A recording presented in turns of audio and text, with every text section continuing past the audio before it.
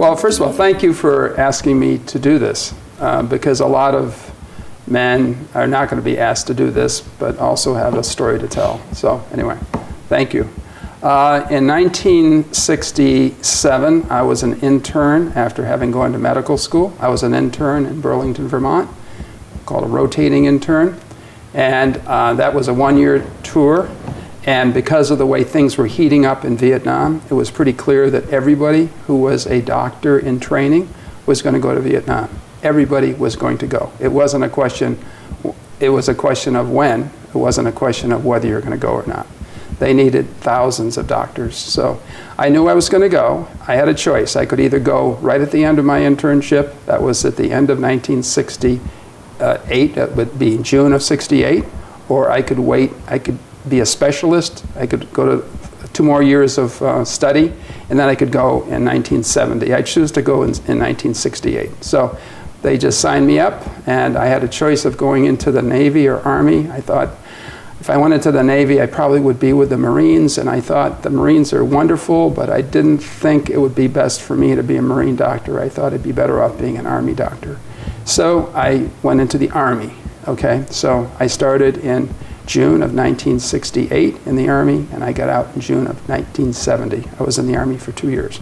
The Tet Offensive had occurred in 68, in January, February of 68. So I went in just 4 months after the Tet. Okay, they were expecting a Tet in 69. Had a lot to do with the way our particular division was deployed. But at any rate, why? I thought the Marines were in a particularly tough situation. The Marines were an I Corps. They seemed to be doing a lot of defensive kind of stuff and small maneuvering operations. I didn't think that was their forte. I didn't think it was, the Marines are meant to be more offensive in, more dramatic fashion. I thought the Marines had a very tough time over there. I think they were put in harm's way a lot. And I just didn't, for some reason, I didn't want to be, I would have loved to have been on a ship, but I knew all the Navy physicians would be going into the Marines. So I just thought the Army was better. I had the feeling it was better for me. I didn't have any definite expectations. I knew that everybody was going over there. I knew it was the war of our generation. I wasn't particularly happy we were in a war, but I didn't have any reason to not go. I was kind of eager to go and help out. I thought in my role as a physician, I would be doing more, good things, helping the soldiers as opposed to fighting. I'm not particularly a fighting type person. I'd rather heal kind of guy. So I just thought I was kind of eager to play a role in that, and I thought my role would be a good one. So I was kind of eager to go.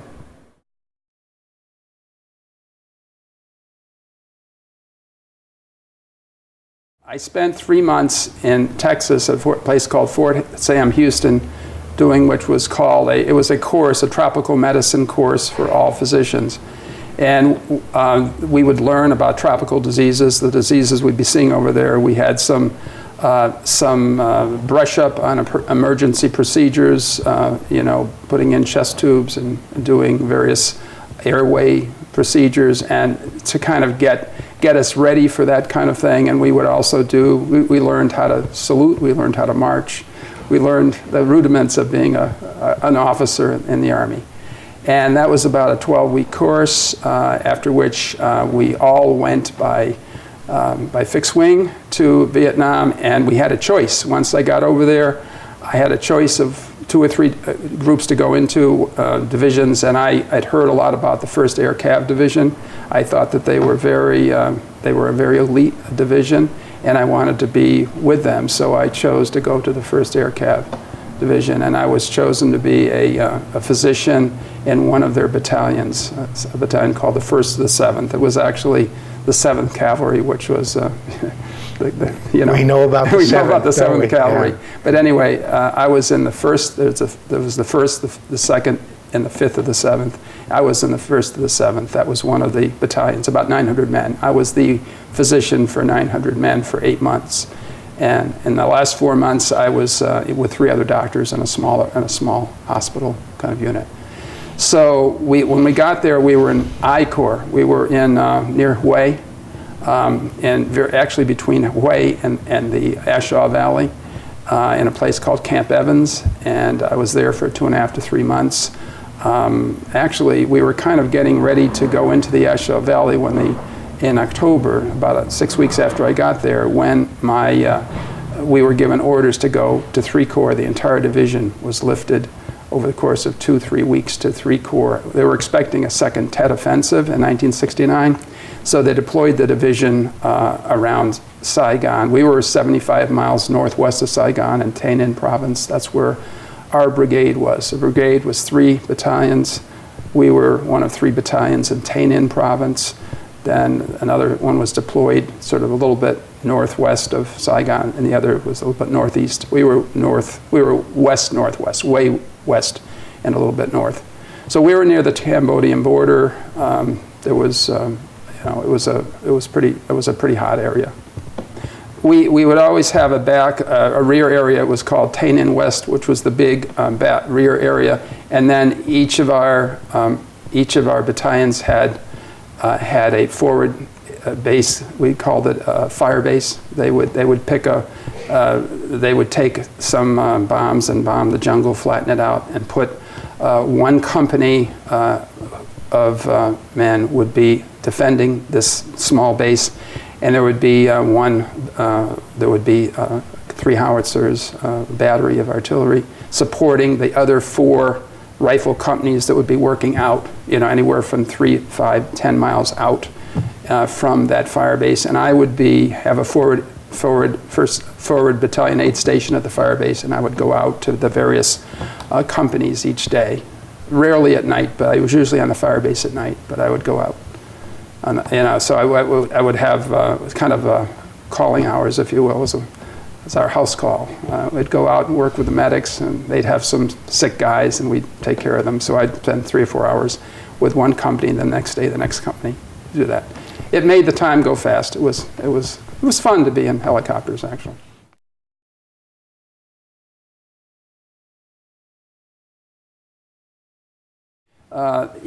Each company had 5 medics. Each company had 5 platoons, 1 medic to a platoon. Those are the real heroes. The guys in the grunts and the medics. They were the people who were really in harm's way, and I was the support for them. I was the doctor supporting them, teaching them, helping them do their doctoring. They were known as doc, the grunts, the medics, and I was kind of, I was the officer, but so anyway, so it was a pleasure to serve these guys, these medics. They were wonderful, and the fellows who were out in the boonies were great too. They're just wonderful people. Yeah, it was a pleasure to serve them. An interesting thing happened. A poor guy fell, hit his head.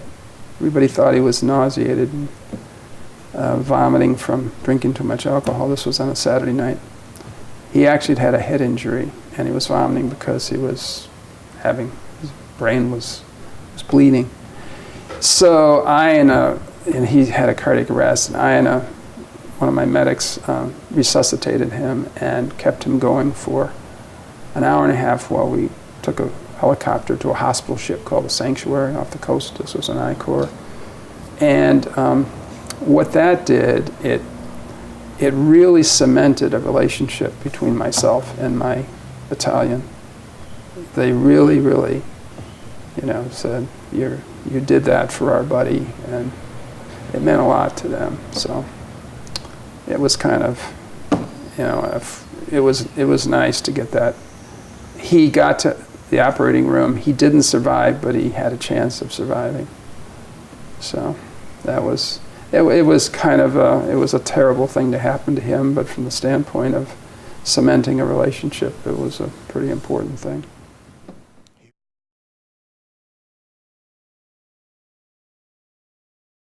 The battalion doctor was primarily involved in prevention and helping his medics.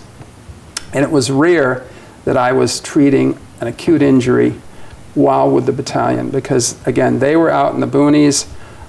When they got into a fight they were airlifted to that small hospital that I became part of in the last 4 months. In the last 4 months, I was handling a lot of injured people. The first 12 months, I was handling a lot of sick people. I was seeing them. If they were really sick, I had to get them to a hospital or to a rear area. I was primarily supporting the troops and the medics the first 8 months.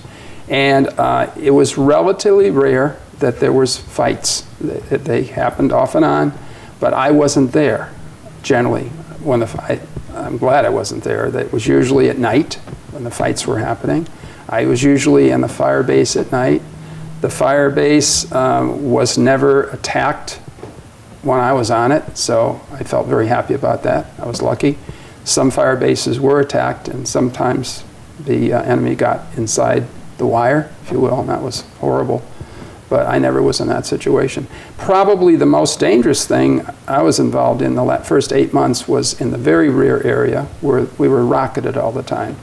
The 122 millimeter rockets had a range of about 15, 20 miles, and they were very erratic, but they always shot them off around noontime and around supper time. They knew when everybody ate, so they were trying to get a lucky hit. You know, they're very smart. You know, the enemy were very smart. And they were home. Yeah, they were home. They were home. They were home. Exactly. So anyway, occasionally I would, when I was in the rear area and somebody was hit by a rocket, I would be involved in more or less. But I think that what you were talking about was a mass casualty situation, which I was involved in later, but not while I was a battalion surgeon. Mm-hmm. I had about 90 guys I knew got killed over there. Okay, 90. I saw some bad things. I saw 2 planes crash. I saw the moment of impact. Everybody was killed on both planes. One was a fixed wing, one was a helicopter. One was carrying mail. A mail came down like that. That's hard to see. And then securing the site when they came down, you had to secure it. You know, because it was late afternoon, so you know, if you didn't secure that area, the North Vietnamese would come in there. That was an I Corps. That was about 4 weeks after getting there. That's pretty rough.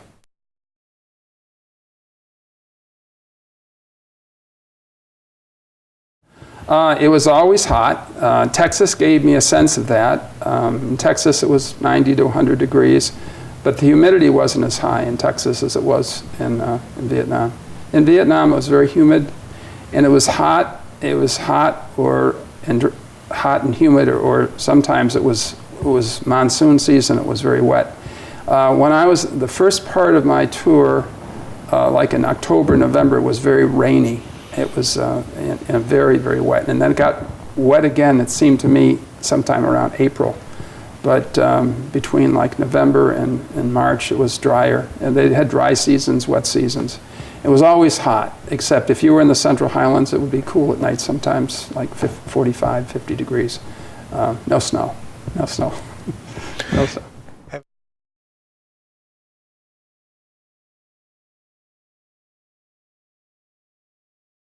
I saw one of them when my second year after Vietnam. I was in Colorado and I saw one of them there, but no, the answer is no. That's one of the sad things. I wish we did, but no contact.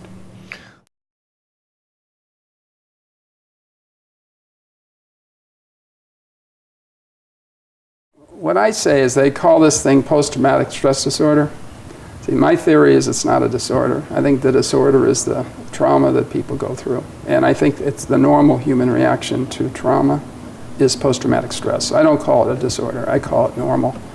And to some extent, I think those people who were in close combat were the ones who were suffering most. And I think the younger people and the people who were in close combat all the time had a much harder time with post-traumatic stress.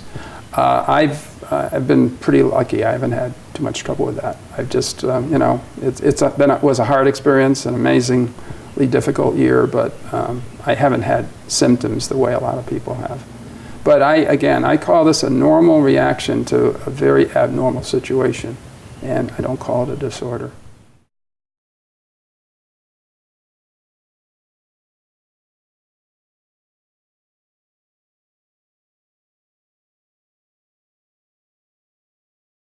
I think the people who were there for 1 year did not generally want to go back. I think some of the career people wanted to go back. I think also some people found it very hard to go back home because actually they were taught skills that were really not very useful at home, and they felt very alienated by what they came to when they came home. There was not an open reception, if you will. People were not particularly kind to the Vietnam veterans when they came home. It's interesting. First of all, we were told it probably is not a very good idea to wear your uniform when you get home, which to me was, my God, that's hard to imagine. But I was told by some people as you were getting back that some people were not being kind or they were being insulting to people in uniform, so that we had to kind of watch out. But I kept my uniform on, and I don't remember anybody saying anything bad to me. I do remember, this is again, the time between being in a jungle situation and being in the United States was about 4 days. And it's a very, very quick transition, very different transition. I came back on a plane that landed on the West Coast, and then I took other planes to get to the East Coast. I lived on the East Coast. And I remember coming in at night, and the first experience I had was getting a cab ride. And I had very little money. First of all, when you came back, I think you were issued $20 or something. We had a little bit of money. We didn't have money over there. We had piastres. We had Vietnamese money, or we had money that was military script. We didn't have greenbacks, if you will. So they gave us a little money, so we, and made sure we could get home okay through the military. But I gave this, the taxi driver was very, very upset when I gave him what he considered to be a less than good tip. And, I would have thought that there would be some respect for someone in uniform, and I don't know, it just rubbed me wrong. So that was my first experience.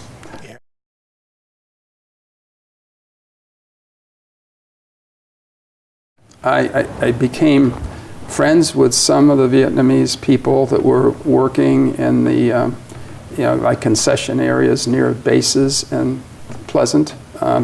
There were a lot of less well-to-do people that were filling sandbags or doing laundry. They always were pleasant. You never were perfectly sure that they were on your side. I worked with some Vietnamese physicians. I had the opportunity to work in what was called a provincial hospital once a week for a few months while I was in Tay Ninh province, and I got to know some of the physicians there. They were pleasant. There weren't many of them, but they were kind, and I got to know the traditions of the people. When the patients were very sick, the whole family would come and stay in the hospital day and night until the person either got better or died. And if they didn't think the person was going to survive, they would take the person home to die. That was sort of the tradition. I thought that the Vietnamese were, for the most part, hardworking, and they seemed to be, they put up with the war. They had a lot to put up with, but they didn't complain much. They were just a hardworking ground away. I didn't have a whole lot of experience with the South Vietnamese Army people. I think a lot of our Army people did not think that the South Vietnamese Army was as dedicated to their job as the North Vietnamese Army was. But maybe that's because they were fighting the North Vietnamese and fighting with the South Vietnamese. Hard to say, but the enemy was extremely dedicated. They were very, very, very good. The North Vietnamese Army, very, very good. Yeah, a tough foe, really a tough foe. We had mostly North Vietnamese Army down where I was in Tay Ninh. Up in I Corps, there was more Viet Cong, and up there, the injuries were booby traps, and as opposed to in the Tay Ninh province, there was a lot more big fights, big battles, and groups getting together. The last 4 months, again, I was not in the battalion. I was with 3 other doctors in a collecting company, and that was we had some situations where we had a lot of casualties coming in. They would come in by helicopter. So I do remember one situation where we had about 24 hours straight of casualties. It was about 150 Americans, and some of the North Vietnamese came in also injured, and the ones, and so that was, I remember that very, very well, because we just kept working and working and working and working, people coming in with these terrible injuries. And this is where the triaging occurred. If someone was extremely badly hurt and you thought the chances of him surviving were so low, then that person, you wouldn't spend any time with that person. You just couldn't do it in a mass casualty situation, as opposed to civilian medicine. The sickest person or the most severely injured would be taken care of first. When you have 4 physicians and 150 people coming at you, that's mass casualty, and we had to triage those people. We took care of a few, but most of them went to another hospital a couple of miles away by ambulance, or some of the worst patients would go to an evacuation hospital in Cu Chi, which was about 20 miles away from where we were. So we had to make that, that was an evac hospital. We had to make that decision. So that's a mass casualty. It's uncomfortable to do that. It was also, I found it uncomfortable to work on the North Vietnamese. But we did. We always took care of the Americans first, but if we had time, we would take care of the North Vietnamese. It was a bit hard because, they were trying to injure you, kill you, but they were just trying to do their job, so they deserved care also. These guys were in bad shape. They were really badly hurt. Yeah. Well, you got them, tried to patch them up, and send them along. You didn't spend a whole lot of time. You just had to triage. Again, they had an ambulance crew. We had helicopters taking people in these mass casualty situations. You did what you could, and you just triage. You take care of some of them, but most of them are going to go either to a place to rest, or they're going to go to a surgical hospital, or they're going to go to even a bigger hospital than a surgical hospital. We had a small surgical hospital with 4 surgeons about a mile or 2 away, and some of the people with obvious surgical injuries would go right there, but some of the people with multiple injuries who were extremely bad, they would go to an evac hospital. But we had IV fluids. We would be able to do basically urgent care, immediate care, stabilization. We didn't have blood, but we had fluids, and hospitals would have blood, and anyway, that's the way it worked. I think one of the things that people should understand about the heroism of the American soldier over there was that it seemed like the war had a lot of political aspects to it. We understood that certain of the staging areas were like Haiphong they did not bomb. Starting in November, I think, of '68, they stopped keeping ships from going into that harbor. So it seemed like we really weren't fighting the root of the problem. They for political reasons, they stopped that. You couldn't go into Cambodia in 1968 and '69. They did in '70, but in '68 or '69, the enemy could go back and forth, and a lot of our bases were within 5 to 10 miles of the Cambodian border, and you couldn't take a plane and go after them over the border. You couldn't shoot into Cambodia in '68, '69. So I think a lot of the soldiers were feeling, this doesn't seem right. This is like, if we're going to do this, why don't we kind of do it all or nothing? Do it really right. You've heard the saying that you've got your arm tied behind your back. Well, so I think a lot of us, maybe all of us, felt that we had constraints that didn't make a lot of sense if you're really fighting to win something. And so there was a little cynicism. People were feeling, well, gee, this doesn't make a lot of sense. Why aren't they doing this and that? It became very clear that a very important thing was to help each other to try to get through this.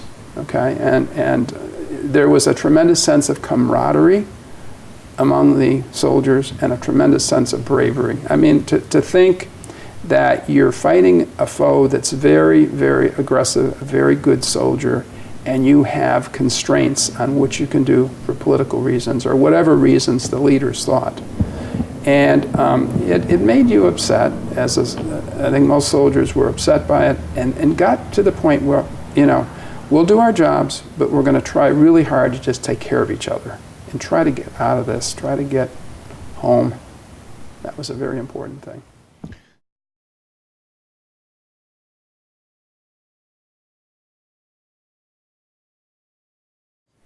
It's absolutely true. It doesn't seem as though we learned lessons. I think those of us who were in Vietnam thought that maybe this war, which was a long war, it went on for 12 or 13 years, it gave us some time as a country to try to patch things up from the standpoint of being of maybe nuclear disaster with the Soviets, that this was one of those sideshow wars. Well, it didn't seem like a sideshow when we were there, but it bought some time and maybe some changes in the approach that the governments had to each other. So maybe it kept us from having a bigger confrontation with the Russians themselves or with the Chinese.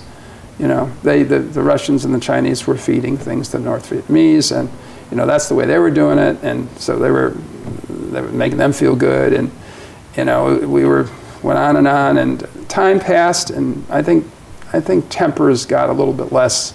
The Cold War kind of eased up a bit, so that by 1975 things were less scary than they were in 1955 or 60, when the peak of the Cold War. You know, there was always a fear about nuclear holocaust. I think things got better. That's what I feel. You have to take something good out of that war. It was really bad. You had to take something good out of it, that maybe it kept us from having a worse war. It didn't teach us any lessons, because we don't seem to learn very well as a country. And maybe our leaders need to work a little harder to get things right as we face wars in the future. But I think something good has to come out of Vietnam. It really does. It was too hard on our country. It remains hard on our country. I have a feeling, though, the Vietnam veterans are being looked upon not so much as bad guys anymore. I think accepted that the country, I think, is starting to finally heal. I think that Vietnam veterans are accepted more as, you know, they did the best job they could, and you know, this was not a war that anyone was going to win. We were not going to win that war. The Vietnamese would have fought to the last man. Absolutely, you had absolutely no doubt about that. If they had 6 guys left, and those fellows who were counting the, you know, you didn't grab territory. It was all about body counts. So the OB, the order of battle. Yeah. Mm-hmm. You know, North Vietnam was a very large country. I think at that time they had a population of between 40 and 50 million people, and there were 500,000 men coming of age 18 every year. I mean, if you did the math, you're never gonna get ahead. I mean, you're not gonna kill that many of the enemy. I'm sorry people didn't think about that a little bit more, because it's just not going to work. I mean, this was not a good strategy. Now, I think in the future you have to if you're going to have a big war, you gotta play to win.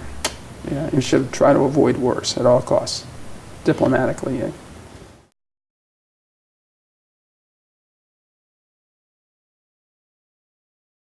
Well, very important. It was a very important year. First of all, I know it was hard on friends of mine. It was hard on my parents, and I'm glad for their sake I got back. I was the only kid, you know.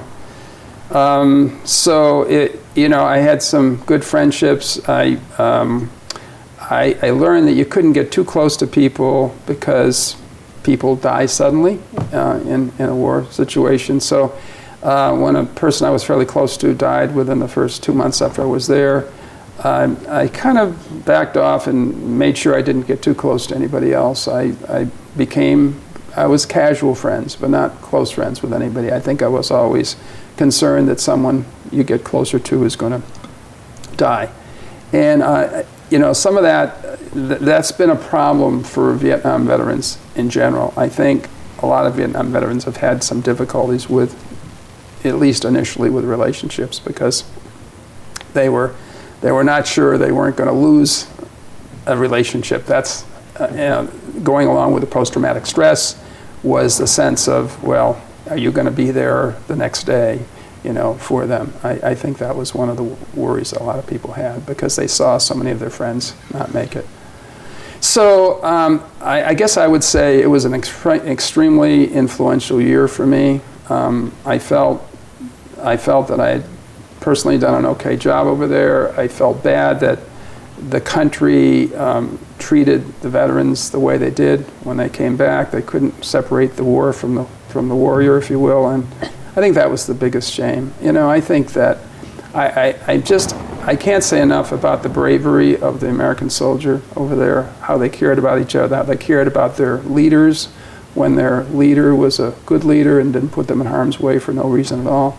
They would just do anything they would follow the instructions of their captain or their lieutenant. And, I was just blown away by the bravery of these guys and how they would put up with pain and injuries, I think all Americans can be proud of what the soldiers did over there. They were just, I was amazed by it.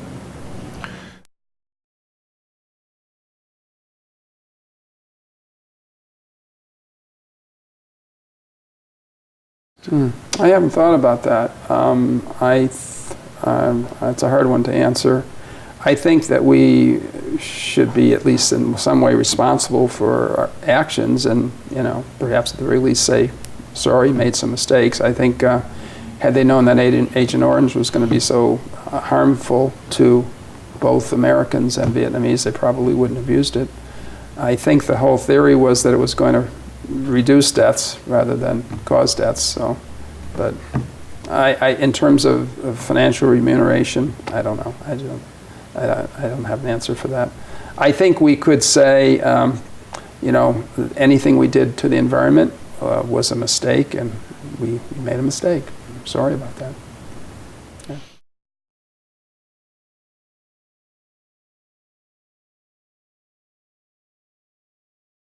Yeah, well, the initial mistake, I had no qualms about sitting down and talking, using audio. Using video is a little bit more uncomfortable, but this is being done to help educate other people and who don't know much about the Vietnam War.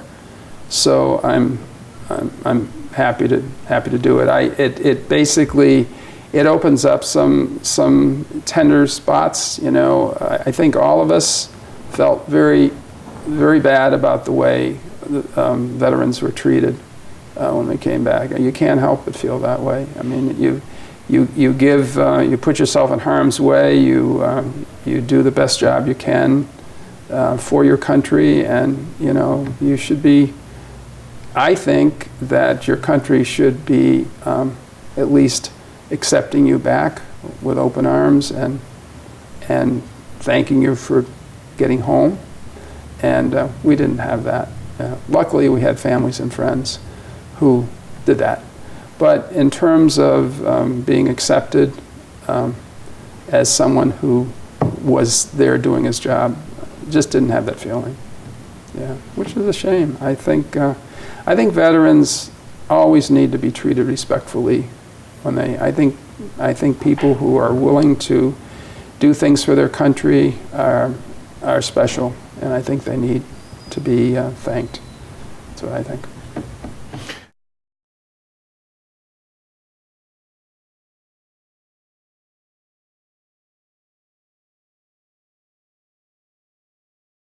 I know that in war situations, bad things happen, but I personally never saw anything like that. I never saw anything suggesting rape or any specific events where someone was tortured or where someone's house was burned down. I know those things happened. It happened in different places, but in my unit that didn't happen at the time I was there. So, I just think again, people should not generalize and say that because some bad things happen, the other 2.5 million veterans who probably never saw any of that stuff,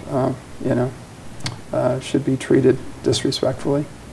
And what I would say is that war is such a bad situation, does such bad things. For example, My Lai, what happened to those soldiers, what they became, inhumane and unhuman during a period of time. They were so angry about what was happening, the deaths of their unit, that they did things they shouldn't have done. But that's what war does, and we should really try hard to avoid putting our people in war situations. I'm not going to say they were treated badly. The issue is, I think you could treat a returning soldier with honor, or you could feel uncomfortable or ignore them. There was not any sense of, I think, treating someone who came back from that with any type of respect and honoring him.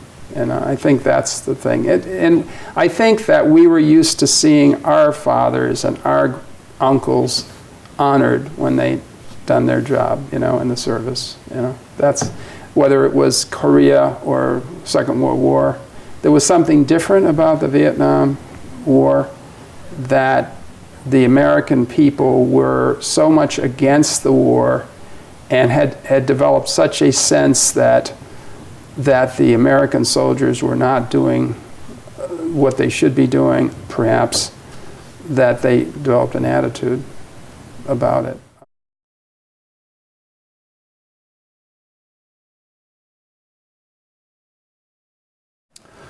Well, Vietnam was a war that was, in a sense, a lot like, it was on television all the time. That was probably the big thing that changed between Korea and Vietnam. There was so many correspondents that were over there that were getting pictures, and so people were seeing these things all the time. And so many people, with 2.5 million men and women over there during a 12, 13-year period, a huge number of families were affected. Whereas our Army now is a volunteer Army, and the American people are not quite as affected in the numbers they were then. So everybody was affected by watching the TV and by hearing various things, and by so many of the people in America having either a friend or a family member who was over there. So, and now it's a professional Army, and I think there's some good things about a professional Army and some bad things. I think that the professional Army, obviously it's a wonderfully well-trained people, and they want to be doing what they're doing. But I don't think as many people are involved day to day with the soldiers as we had, back in Vietnam. I want to get across the fact that the typical American soldier was a young fellow who would rather have been home with his family, but thought that because he was drafted, his job was to do what his country asked him to do, and they did it well.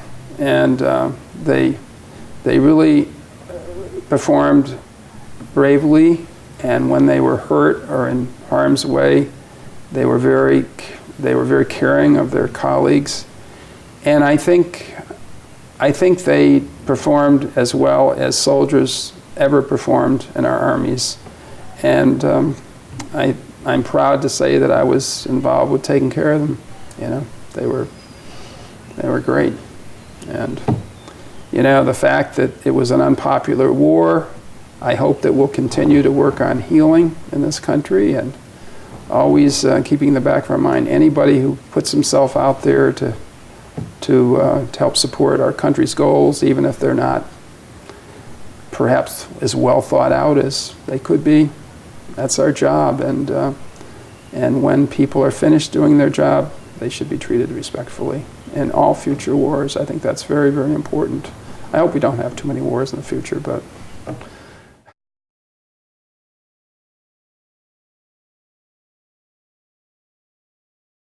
well, I think there are some, we have a Vietnam veterans group that meets every 2 months here in town, so they're friends that I see every 2 months.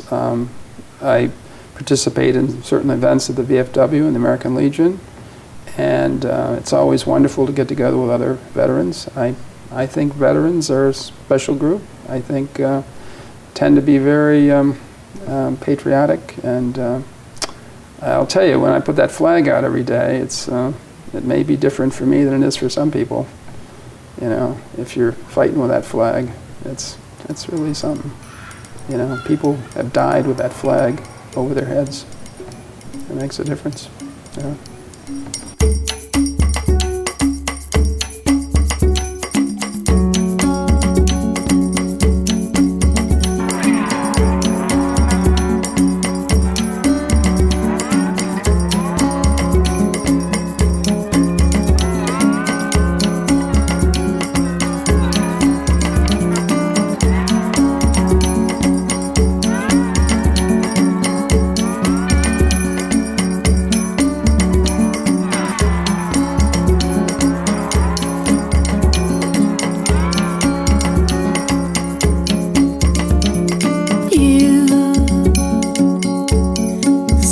Just like a pealing bell, that's how